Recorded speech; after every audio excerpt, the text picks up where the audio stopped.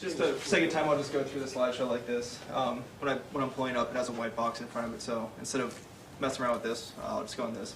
Now we're going to give you kind of a broad overview of the biological, anthropological research that's been going on in pretty much this field, this peopling of the New World. It's been a really big thing within anthropology.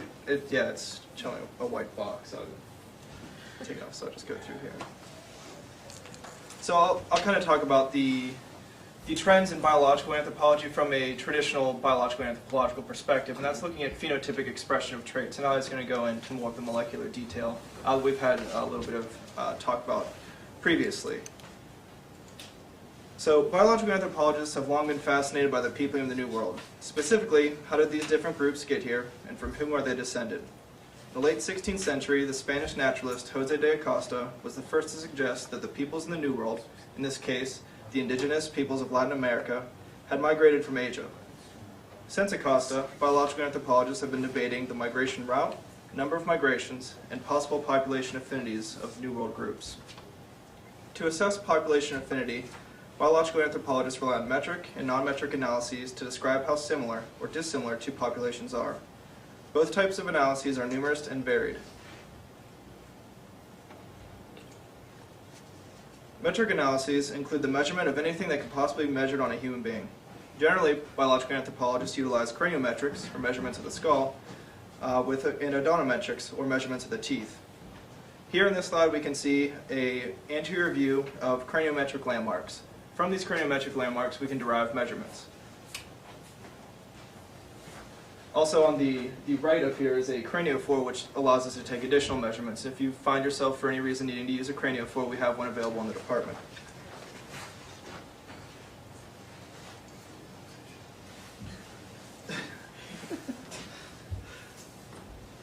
Alright. Non-metric analyses center on the identification of different expressions of morphological traits on the human skeleton from either the presence or absence of discrete traits or as one of a range of possible expressions on an ordinal scale. For example, the photograph of teeth, the incisor with the letter C above it, actually contains information on 6 different morphological characteristics, while the image above shows the possible variation in one trait. As with metric analyses, the skull and teeth are the most often utilized areas of the skeleton used in non-metric population affinity studies. It is necessary to keep in mind, however, the assumptions inherent in estimating biological affinity between populations. Generally, the available skeletal materials are not temporally similar, and there must be an assumption of stagnation in the form of phenotypic expression. This is more so true for craniometrics than it is for dental morphology, because it has been suggested that the skull is susceptible to environmental influences as well as secular changes. Also, it must be assumed that the populations under study are exclusively the product of some historic contact between two populations instead of independent evolutionary forces. Lastly, it is assumed that the founding populations demonstrated little morphological variation and can be confidently distinguished from other potentially colonizing groups. Within dental anthropology, Turner classified North Asian and all New World populations as having a cynodont dental complex. The cynodont complex includes the characteristic shovel-shaped incisors and incisor winging exhibited in high frequency by both North Asian and New World populations. The cynodont pattern has been postulated to be derived from the more generalized sunodont pattern, which is found mainly in Southeast Asia and in isolated areas of Japan. Because of the high genetic component in dental morphology, up to 90% heritability, dental morphology has always been considered an adequate proxy for genetic similarity. The addition of facial flatness and broad crania with the cynodonty complex have become the description of the Mongoloid type that anthropologists have used when describing East Asian and New World populations. In 1983, Turner identified 4 possible migration hypotheses using dental non-metric or morphological data. The first involved 3 migrations: Paleoindian, here Paleoindian referring to late Pleistocene, early Holocene groups thought to be associated with the later Clovis and Folsom archaeological complexes.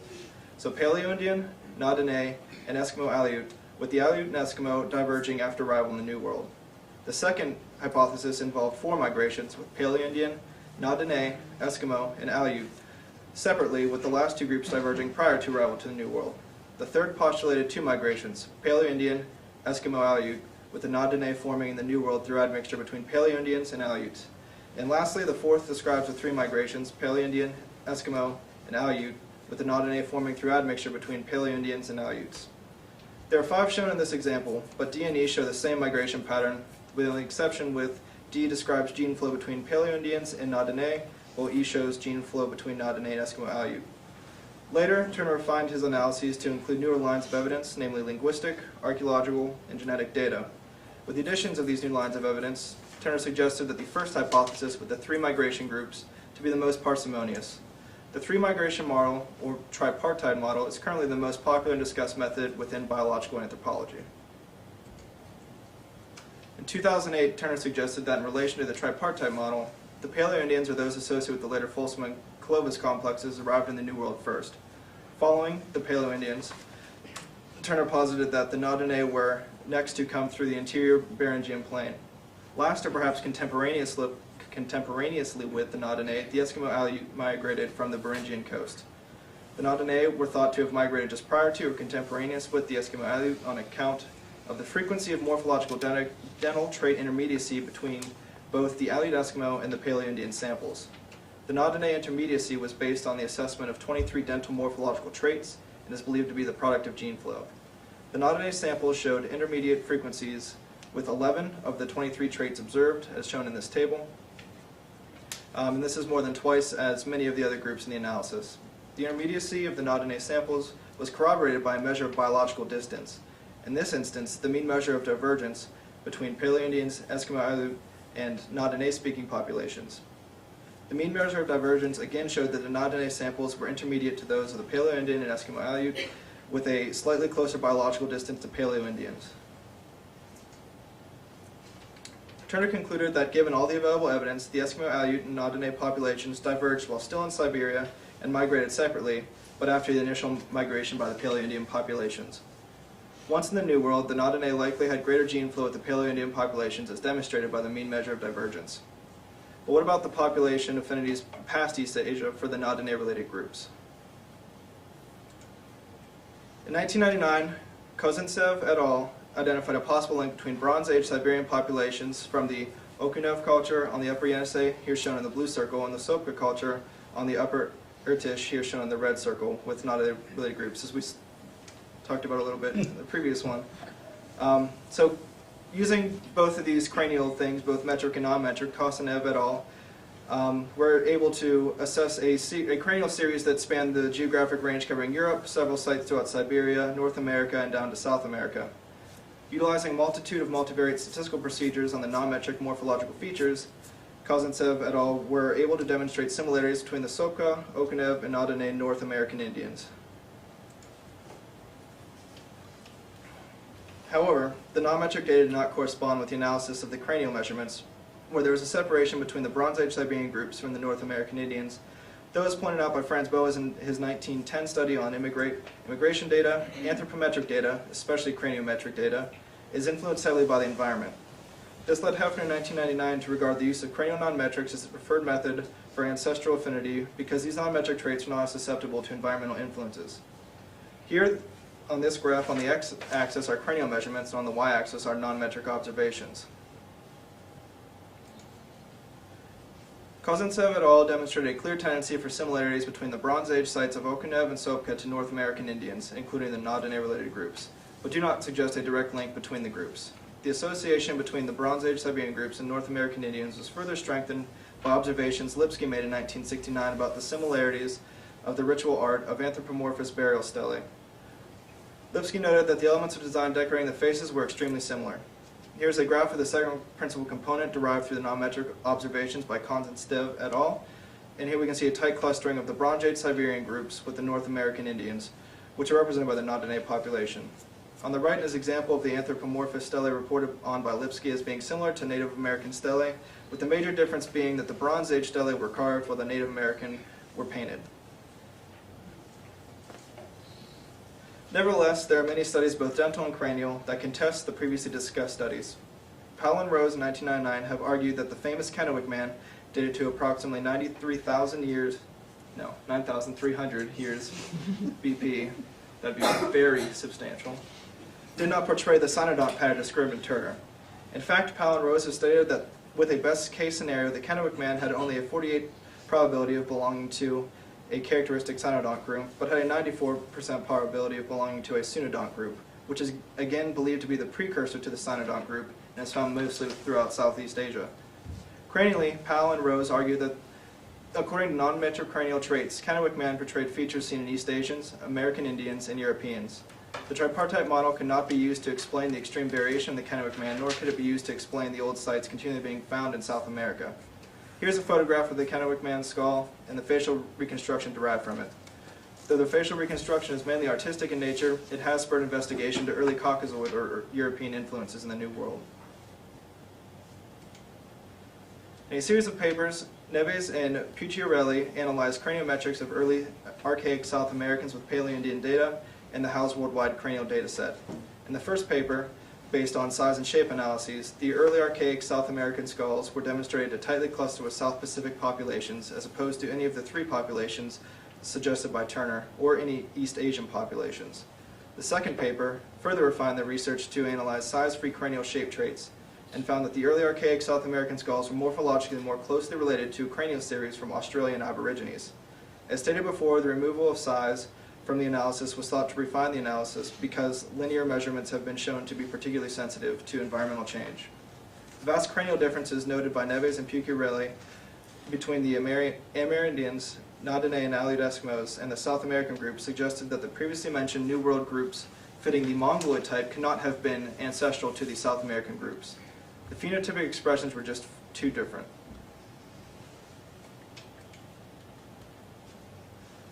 The definitive classified non-Mongoloid types representing the South American crania led Neves and Pucciarelli to suggest a fourth wave be added to the tripartite model originally described by Turner.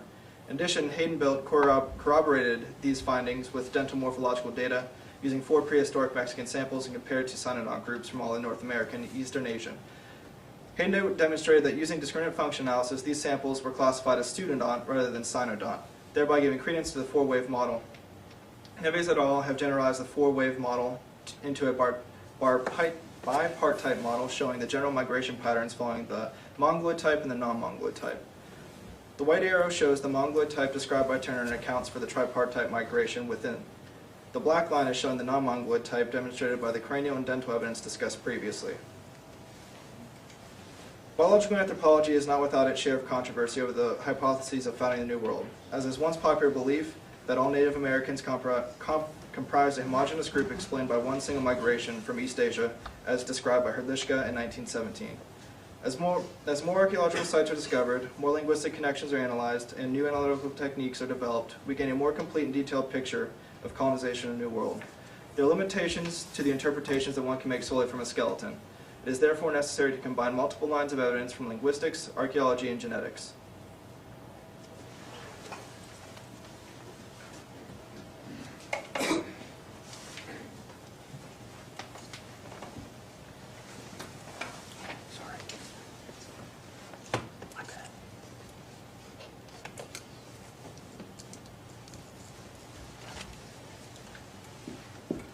So the portion I'm covering is there a genetic connection? And this has previously been discussed today by Dr. Vira.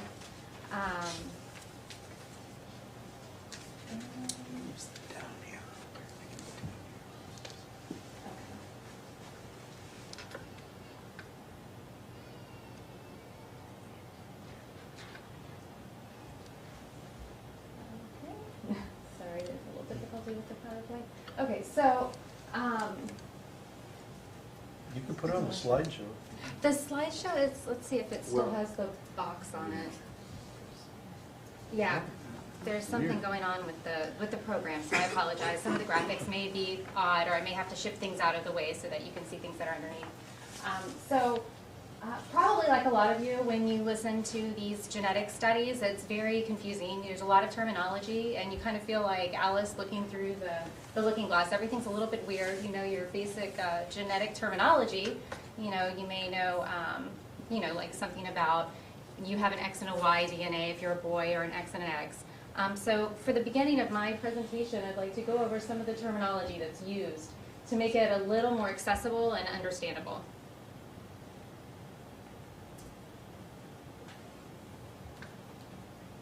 So first you need to know what types of DNA we're looking at, because we're not all looking at the same thing. If you're looking at mtDNA, that is handed down through the mother's line. You're not going to get any of that through your father. And it's located in the mitochondria of the cell. So it's actually a remnant of evolution. It's not going to show you what eye color you have. It's not going to show you any of your traits. It's basically showing you change over time of the DNA of the mitochondria. And it is strictly from your mother. Your mother's egg has about 100,000 copies of the mtDNA, whereas the sperm only has about 65 or 70. And we managed to get rid of that in the fertilization process so that basically none of it is left. So it's a really good way to look at the matrilineal line. The other two are your X and Y chromosomes. Those are your sex chromosomes. And again, you're looking, if you look at the X, you can look if you're a woman. You're only getting a view of the matrilineal line, or you're getting a view of the matrilineal and the patrilineal line, because you'll get an X from your mom and an X from your dad. If you're a boy, on the other hand, you'll get an X from your mother, and then the Y strictly comes from your father. And if you're a woman, that Y is just lost. There's nothing really we can tell you. The other types are the autosomal DNA. So this is where your hair color comes from, or your eye color. So those are the ones maybe that you're a little more used to looking at. And there's 22 pairs of those. And those are found in the nucleus of the cells.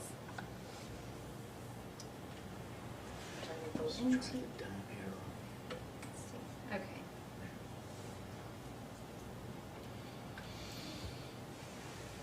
So as you can see from this picture, okay. So here's a cell, and there's the nucleus. So this is where, the nucleus is where you're going to get all of those autosomes. So that's where you get your hair color and those types of genes. And that's also where you get your X and your Y. And then out here in the other part of the cell, you have mitochondria, which provide energy. And so basically, way back in our past, there was a eukaryotic organism that said, hey, this is a safe place for me to live, and I provide you energy, so this works pretty well. And so that's where all of the mtDNA comes from. So you see there's a lot of mitochondria in one cell. You get a lot of it. That's what makes it so good for ancient DNA, and it makes it so good for, like, if your bone has been burned. You have a better likelihood of getting the mtDNA because you start out with more.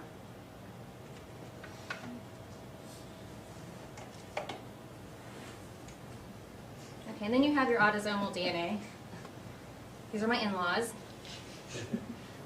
So here you get one copy from each of your parents. So you can see my sister-in-law in red and my brother-in-law in blue, and they result in their little purple children that combine their traits. So if you have heterozygous parents, that's that 1/4 chance that you might have a blue-eyed child that you probably learned in your basic biology class. And so the other thing that we look at with this, specifically when we're doing these studies, is blood types. So I don't know if anybody's been in the hospital, what blood type are you? Are you A? Are you B? It's very important if you need a transfusion, because if they give you the wrong blood, your body's going to fight it and you may die. So that's one of the first things that were looked at. Going off script here.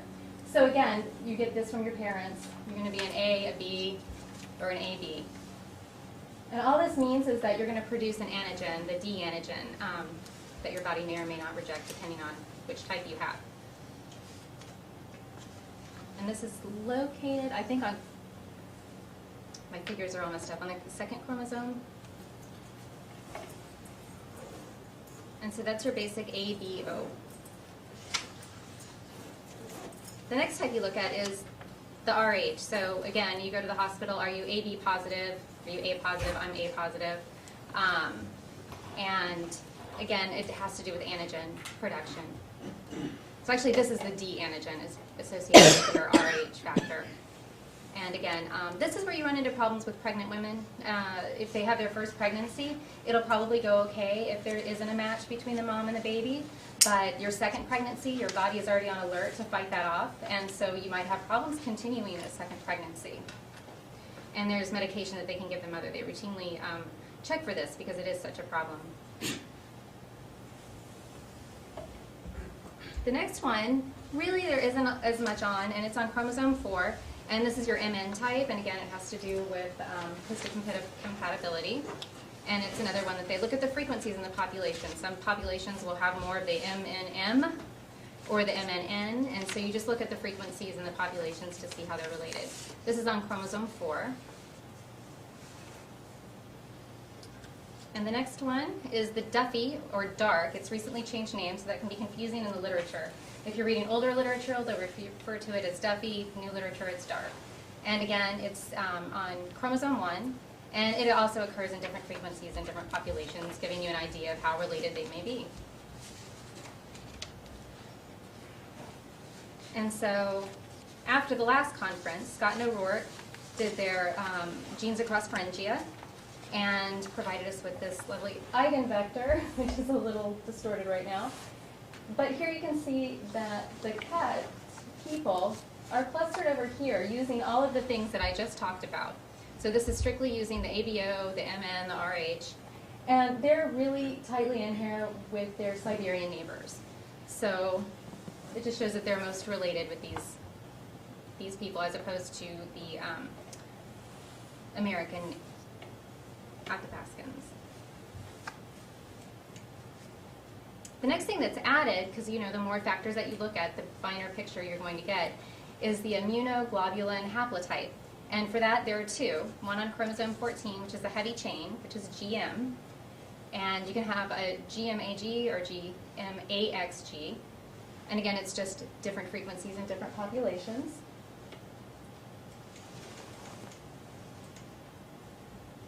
And then the light chain is KM. And so if you've read this paper in the as a result of the last conference, he does reference the KM type.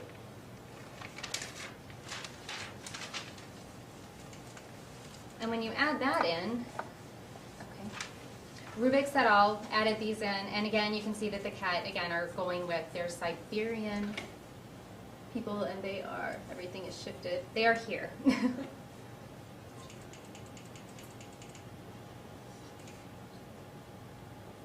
And on the same line, you have your histocompatibility. Again, it's related to your immune system, and it's passed down on chromosome 6.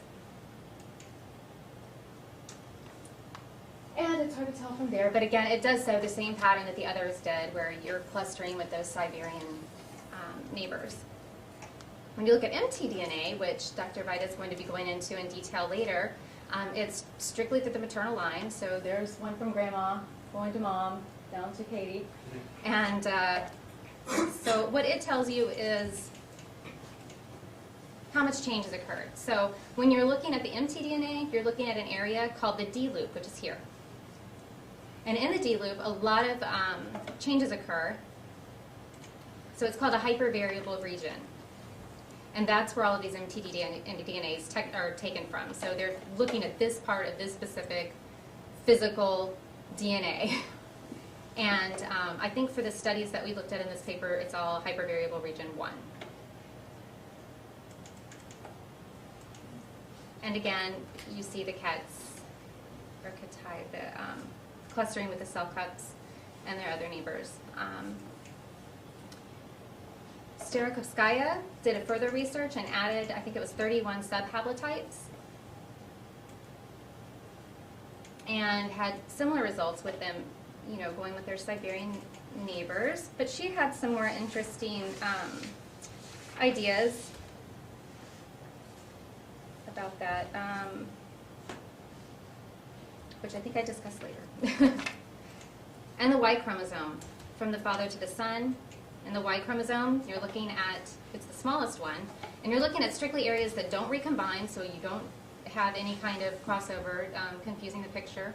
And it's also non-coding region, so it doesn't give you any information, so that it's not like genetically selected for if the weather changes. So it's nice because it's strictly handed down through time. And this is where you get the haplogroups that Dr. Vita was talking about, and here you can see the results from this study showing the cats clustering down here. And I'm going to just let him go with that because it seems like you have a lot more recent information and a lot more detailed information about the Y chromosome.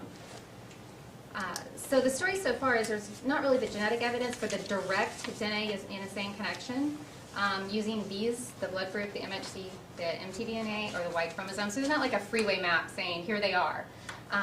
But I don't think you should really be discouraged by that because there are so many places in the DNA to look that we just have not looked yet. It is a new science. And also, I think there's an issue with admixture later. So if you have intermarriage, it's going to muddy those waters. You're going to be bringing in foreign Ys. You'll be bringing in foreign mtDNA. So really, I think if you can find ancient DNA that you know there hasn't been so much admixture, you're really going to get a clearer picture and maybe a little more understanding of the actual relationships.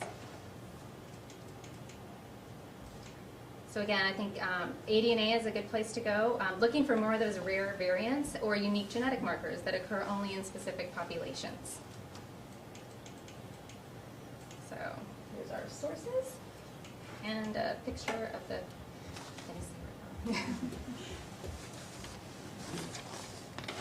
Maybe time for one question.